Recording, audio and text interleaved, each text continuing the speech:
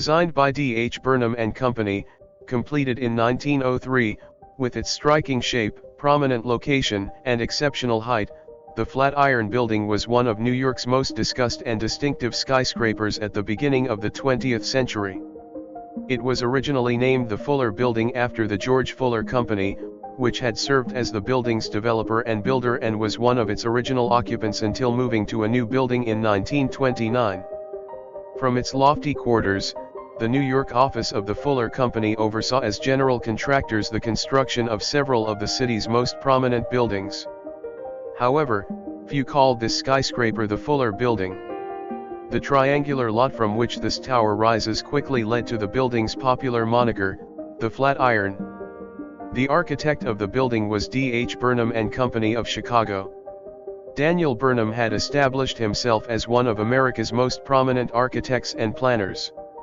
By the time the FlatIron was being designed and built, Burnham was devoting much of his time to big plans. Among other things, he played an important role in the development of the Senate Park Commission plan for Washington. Concurrently, his large architectural office was designing numerous buildings across the country. Burnham oversaw the operation but left much of the creative work to several talented designers in the firm, including Frederick P. Dinkelberg, who appears to have had an important hand in the architectural design of the FlatIron.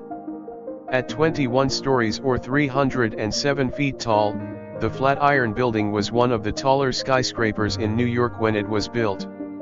The building's structural steel frame with extensive wind bracing reflected the recent acceptance of the all-steel skeleton for skyscrapers in New York after the pioneering efforts of the Chicago School. The limestone and terracotta that cover the building are of the same light monochrome. The rustication and heavily ornamented patterns of these walls, as well as the conservatively sized windows, give the facades a heavy appearance, even though these are not load-bearing walls. The multistory oriels in the midsection, which are prominent in many of Burnham's Chicago buildings, are just barely perceptible on the busy, more enclosed skin of the FlatIron. This greater visual weight becomes especially evident in comparison with Burnham's earlier and even his contemporary work in Chicago. It is as if this Midwest-bred approach to skyscraper design became more formal when it came east to New York. Stylistically, the design of the FlatIron draws from the classical tradition, with French Renaissance motifs. Ever since Burnham played a pivotal role in the staging of the 1893 World's Columbian Exposition in Chicago, he became increasingly enamored with Beaux-Arts classicism, an attraction that found its broadest expression in his involvement in the City Beautiful movement.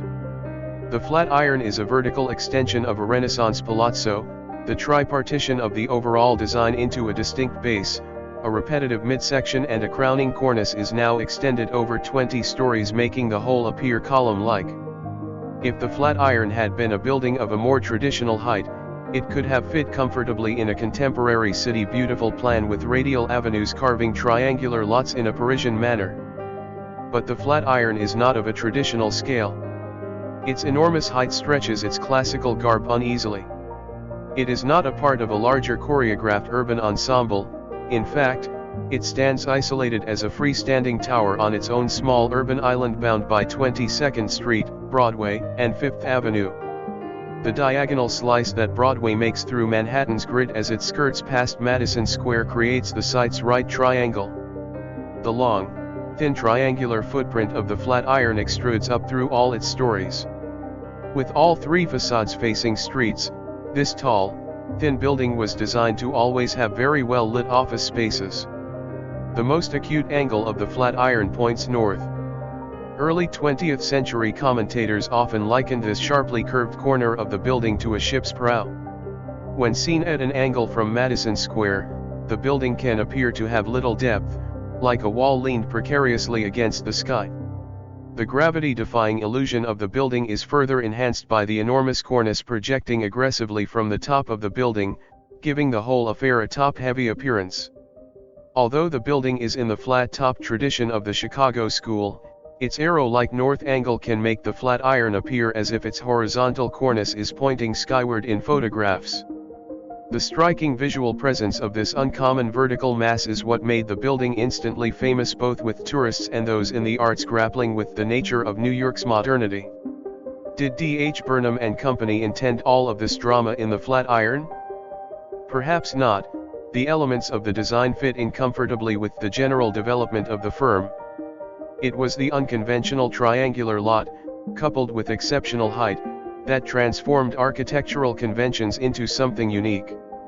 In the first years after completion, the FlatIron Building received considerable attention from various sources.